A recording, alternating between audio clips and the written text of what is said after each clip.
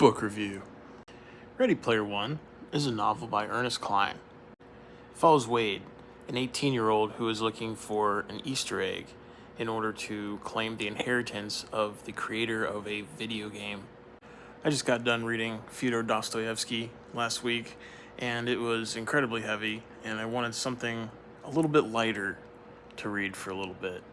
And I gotta say, Ready Player One delivered. I know when the book came out that it got good reviews.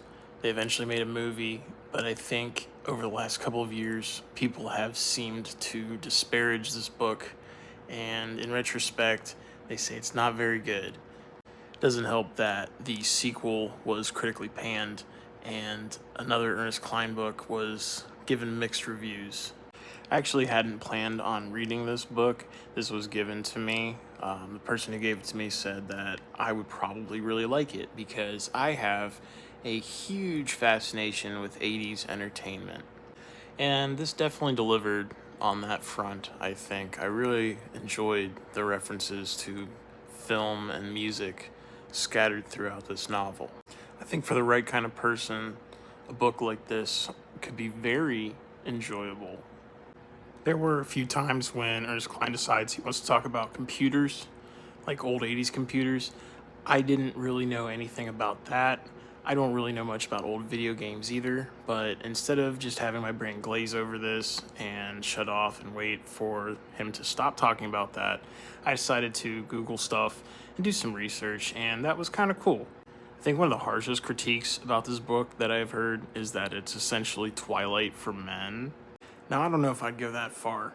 I don't think it's Twilight for men, but I can kind of see where the critique is coming from a little bit. The book deals a lot with escapism, and Wade doesn't exactly handle that in the right way. He's not always a likable character. There's some things that the characters do that are either befuddling or seem way too convenient at times, and I think the supporting characters could have used a little bit more work as well.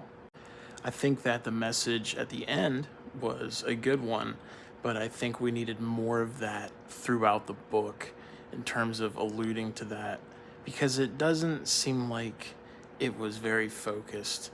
He needed a lot more focus in a lot of areas. And sometimes, not often, but there are some truly rough areas where I was just taken out of the book completely. That's not great. Well, I thought this book was just alright. I think the right person, someone who loves video games a lot, but also has a desire to read, but doesn't a lot, maybe pick this up. Might be worth checking out. Might get you into reading a little bit more.